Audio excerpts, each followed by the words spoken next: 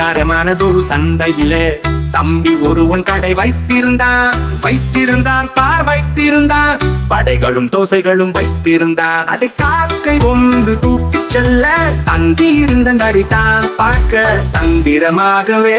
பாருங்கள் பாருங்கள் காக்கையாரே உங்கள் பொன்னான வாயால ஒரு பாட்டு பாடு என்றதுமே காக்கை பாட வாயில் இருந்த வடை கீழே விர வந்த நரி தூக்கி ஓட ஏமாந்த காக்கை சோர்ந்து விட.